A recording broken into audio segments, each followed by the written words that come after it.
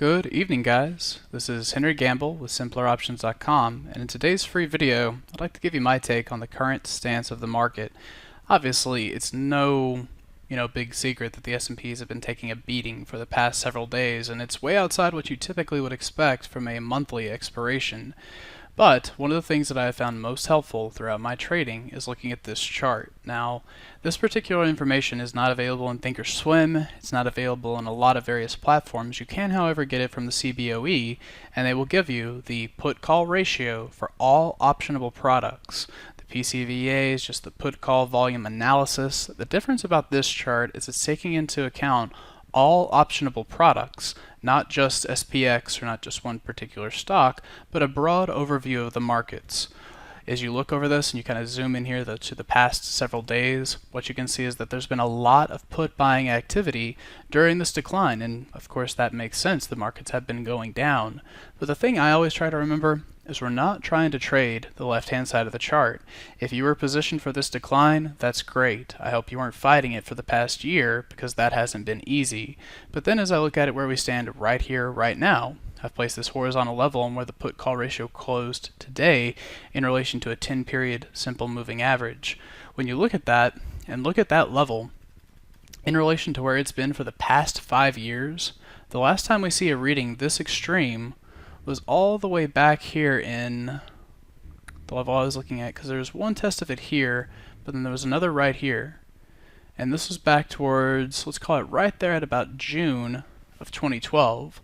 So then if you drag over a chart of the spiders and you look at a chart that takes you back into June 2012, I shared this analysis in one of the previous videos, and I had pointed out that the put-call ratio was very elevated. This is one of those signals that as it gets more and more extreme, it can feel, it's almost human nature to want to flip your analysis and say, okay, you know what, this thing just keeps falling, I'm going to go ahead and get short. But what this indicator is telling you is that a lot of people are subscribing to that mentality. So what you see here, of course, this was the, and to hover over this to make sure we've got the right dates, you can see it there in the header. But this is June of 2012, the exact same position that we're talking about. So what happened? Well, the S&Ps came down, had a very hard sell-off. This is essentially the level that I'm looking at that broke during Tuesday's decline, and that's very similar to the break that you see here. Then the market starts staging this little bit of a comeback rally. Now, do I know if the spiders are going to come back in and put the additional rally that they did back here? Of course not.